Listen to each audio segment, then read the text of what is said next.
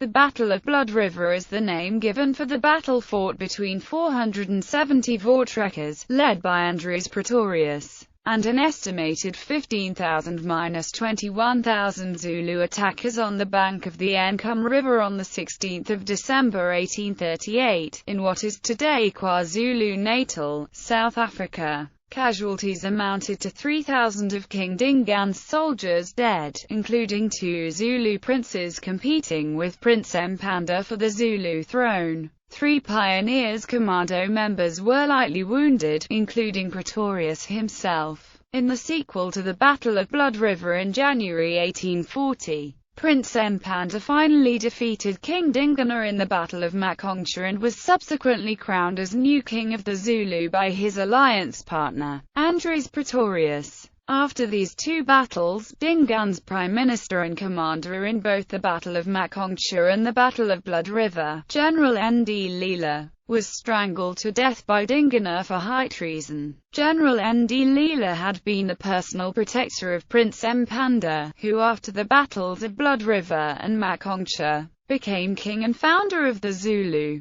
Background: the trekkers, called Voortrekkers after 1880, had to defend themselves after the betrayal murder of chief trekker leader Piet Retief, his entire entourage, and some of their women and children living in temporary wagon encampments during 1838. Dingane had agreed that, if Retief could recover approximately 700 head of cattle stolen from the Zulus by the Tokwa, he would let them have land upon which to establish farms. On 6 February 1838, 2 days after the signing of a negotiated land settlement deal between Retief and Dingane at Mpande, which included trekker access to Port Natal in which Britain had imperial interests, Dingane invited Retief and his party into his royal residence for a beer-drinking farewell. The accompanying request for the surrender of trekker muskets at the entrance was taken as normal protocol when appearing before the king. While the trekkers were being entertained by Dingane's dancing warriors, soldiers, Dingane suddenly accused the visiting party of witchcraft and ordered his men, Bambani Aberthakathi. Dingane's soldiers then proceeded to impale all Retief's men, lastly clubbing to death Retief, while leaving the Natal Treaty in his handbag intact. According to Reader, in Africa, this document was a forgery. Immediately after the Mpande massacre, Dingane sent out his impis to attack several trekker encampments at night time, killing an estimated 500 men, women, children, and servants, most notably at Blaukrantz. Help arrived from farmers in the Cape Colony, and the trekkers in Natal subsequently requested the pro-independence Andries Pretorius to leave the Cape Colony, in order to defend the Voortrekkers who had settled in Natal. Just before the actual Battle of Blood River, the besieged Voortrekkers, numbering 470 fighting men, against Dingane's army of more than 15,000 warriors, on seeing how that they were overwhelmingly outnumbered, then under the leadership of Sarel Silias, requested Almighty God's help in obtaining victory against Dingane. They promised to build a commemorative church and then, from then onwards, to honor the 16th day of December as a holy day before God. They vowed that they and their descendants would keep the day as a national day of thanks in the form of a Sabbath, and that his name would be glorified. After the Battle of Blood River, the Dingane-Retief Treaty was found on Retief's bodily remains, providing a driving force for an overt alliance against Dingane between Prince Mpande and Pretorius. Prelude. War Strategies of the Generals. On 26 November 1838, Andries Pretorius was appointed as general of a wagon commando directed against Dingane at Mpande, which means the secret conclave of the elephant. By December 1838, Prince Mpande and 17,000 followers had already fled from Dingane, who was seeking to assassinate Mpande. In support of Prince Mpande as Dingane's replacement, Pretorius' strategy was to target Dingane only, to allow Prince Mpande to oust King Dingane through military might. Pretorius had first to weaken Dingane's personal military power base in Mpande. Dingane's royal residence at Umgungundlavu was naturally protected against attack by hilly and rocky terrain all around, as well as an access route via Attalina passing through a narrow gorge called a defile. Earlier on 9 April 1838, a Trekker horse commando without ox wagons, thereafter called the Flight Commando, had unsuccessfully attempted to penetrate the Umgungundlavu defense at nearby Attalina, resulting in the loss of several Trekker lives. Trekker leader Hendrik Potgieter had abandoned all hope of engaging Dingane in Umgungundlavu after losing the Battle of Attalina, and subsequently had migrated with his group out of Natal, to approach Umgungundlavu via the Attalina defile with ox wagons would force the wagons into an open column, instead of an enclosed laager as successfully employed defensively at Vegler on 12 August 1838. The military commander during Dingane's attack on Vegler was Ndlela Kasimpizi. The highly experienced General Ndlela had served under Shaka, and was also Prime Minister and Chief Advisor under Dingane. Ndlela with his 10,000 troops had retreated from Vegler, after 3 days and nights of fruitless attempts to penetrate the enclosed Trekker wagon laager. General Ndlela personally protected Prince Mpande, whom Pretorius later crowned as Zulu king in 1840, from Dingane's repeated assassination plans. King Dingane desired to have his half-brother Mpande, the only prince with children, eliminated as a threat to his throne. Prince Mpande was married to Msukaletha, a daughter of General Ndlela. General Ndlela, like Pretorius the promoter of Prince Mpande, was responsible for Dingane's Umgungundlavu defense during the Trekker's second attack attempt under Pretorius in December 1838. Given General Ndlela's previous defense and attack experience at Attalina and Vegler during April 1838 and August 1838 respectively, Ndlela's tactical options were limited. Proven Umgungundlavu defense tactics were to attack Trekker commandos in the rocky and hilly terrain on the narrowing access route at Attalina, thereby neutralizing the advantages mounted riflemen had over spear-carrying foot soldiers. Ndlela had to let Pretorius come close to Umgungundlavu at Attalina, and lure the Trekkers into attack. Ndlela was not to attack the Trekkers when they were in a defensive wagon laager position, especially not during the day. The problem for Pretorius was that he had somehow to find a way to make Dingane's soldiers attack him in a defensive laager position at a place of his choice, far away from Umgungundlavu and Attalina. On 6 December 1838, 10 days before the Battle of Blood River, Pretorius and his commando, including Alexander Bigger as translator, had a meeting with friendly Zulu chiefs at Danskraal, so named for the Zulu dancing that took place in the Zulu kraal that the Trekker commando visited. With the intelligence received at Danskraal, Pretorius became confident enough to propose a vow, which demanded the celebration, by the commando and the posterity, of the coming victory over Dingane. The so-called covenant included that a church would be built in honor of God, should the commando somehow be successful and reach Umgungundlavu alive, in order to diminish the power of Dingane. Building a church in Trekker emigrant context was symbol for establishing a settled state, like the Republic of Natalia, which was established during 1840, when the Dingane Retief Treaty was implemented under King Mpande. After the meeting with friendly Zulu chiefs at Danskraal, Pretorius let the commando relax and do their washing for a few days at Wasbank till 9 December 1838. From Wasbank they slowly and daily moved closer to the site of the Battle of Blood River, practicing laager defense tactics every evening for a week long. Then, by halting his advance towards Umgungundlavu on 15 December 1838, 40 kilometers before reaching the defile at Attalina, Pretorius had eliminated the Attalina terrain trap battle. On 14 December 1838, after the Trekker wagons crossed the Buffalo River, 50 kilometers away from their target Ngungundlavu via the risky Italina access route. An advanced scouting party including Pretorius brought news of large Zulu forces arriving nearby. While Cilliers wanted to ride out an attack, Pretorius declined the opportunity to engage Dingane's soldiers far away from their base in Italina. Instead, Pretorius built a fortified wagon laager on terrain of his own choosing, in the hope that General Ndlela would attack it as at Vegler, as the site for the overnight wagon camp. Pretorius chose a defensible area next to a hippo pool in the Ncome River that provided excellent rear protection.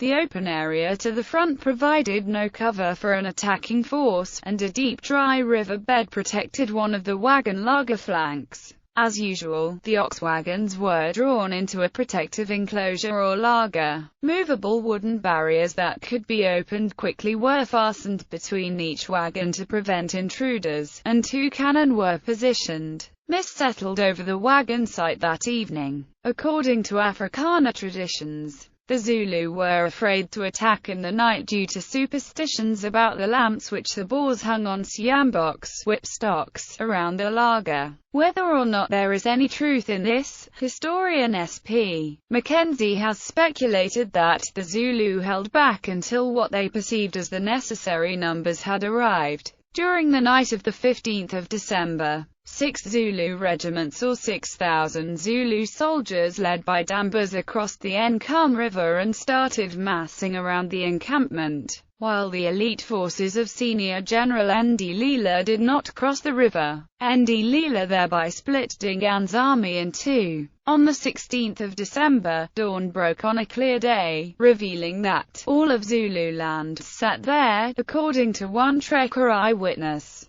But General Ndlela and his crack troops, the black and white shields, remained on the other side of the river, observing Dambuza's men at the laager from a safe position across the hippo pool. According to the South African Department of Art and Culture, in ceremonies that lasted about 3 days, yaseNcome Mpande, specialist war doctors, prepared yaseNcome medicines which made warriors invincible in the face of their opponents. This could explain why Dambuza's forces were sitting on the ground close to the wagon laager when the trekkers opened fire during the day. Only Dambuza's regiments repeatedly stormed the laager unsuccessfully. The attackers were hindered by a change introduced during Shaka's rule that replaced most of the longer throwing spears with short stabbing spears. In close combat, the stabbing spear provided obvious advantages over its longer cousin. A Zulu eyewitness said that their first charge was mown down like grass by the single-shot Boer muskets. In November 1838, 460 men set out under Boer General Andries Pretorius to take on the Zulus. Andries Pretorius selected Jan Gerritse Bantjes as his scribe and secretary in recording events of the campaign and coming retaliation battle with the Zulus. Bantjes wrote in his journal the daily progress of the commando from when they were started out on the 27th of November 1838 until they reached their selected battle site over 2 weeks later on the 15th of December. They avoided being led into a trap as happened on the previous attempt to attack the Zulus in April, which ended almost in disaster. On the journey, they had small skirmishes with various kraals, but the main Zulu army had not arrived yet to attack. Boer and Zulu scouts were constantly monitoring each other's whereabouts. On Sunday the 9th of December, as Bantjes wrote in his journal, the Boers congregated under a clear sky to sing appropriate psalms and celebrate the Sabbath, taking a vow which became known as the Day of the Vow or Covenant, that, if the Lord might give us victory, we hereby deem to found a house as a memorial of his great name at a place where it shall please him, and that they also implore the help and assistance of God in accomplishing this vow, and that they write down this day of victory in a book and disclose this event to our very last posterities in order that this will forever be celebrated in the honor of God. On Sunday the 16th of December 1838, While laggard near the Umslatos River or Hippo Pool, they were attacked by more than 30,000 Zulus, being outnumbered more than 60 to 1. As Bantjes wrote in his journal, Sunday, December 16 was like being newly born for us. The sky was clear, the weather fine and bright. We hardly saw the twilight of the break of day or the guards, who were still at their posts and could just make out the distant Zulus approaching. All the patrols were called back into the laager by firing alarm signals from the cannons. The enemy came forward at full speed and suddenly they had encircled the area around the laager. As it got lighter, so we could see them approaching over their predecessors who had already been shot back. Their rapid approach was an impressive sight. The Zulus came in regiments, each captain with his men behind until they had surrounded us. I could not count them, but I was told that a captive Zulu gave the number at 36 regiments. Each regiment calculated to be 900 to 1,000 men strong. The battle now began and the cannons unleashed from each gate, such that the battle was fierce and noisy. Even the discharging of small arms fire from our marksmen on all sides was like thunder. After more than 2 hours of fierce battle, the commander-in-chief gave orders that the gates be open and mounted men sent to fight the enemy in fast attacks. As the enemy near constantly stormed the laager time and again, and he feared the ammunition would soon run out. With the power of their firearms and with their ox wagons in a laager formation and some excellent tactics, the Boers fought off the Zulu. After 3 hours, the Boers had killed an estimated 3,000 Zulu soldiers and had only 3 of their men wounded, among them Pretorius. Jan Gerritse Bantjes kept his journal of the entire campaign and the Battle of Blood River. The Zulu withdrew in defeat, many crossing the river which had turned red with blood and thereafter known as the Battle of Blood River. The Boers celebrated the Day of the Covenant every year on the 16th of December and most of them credit the victory to God. After the battle, follow-up attacks on the capital Umgungundlovu set the Zulu king Dingane to flight with what retainers chose to follow him into exile. Buckshot was used to maximize casualties. Mackenzie claims that 200 indigenous servants looked after the horses and cattle and helped load muskets,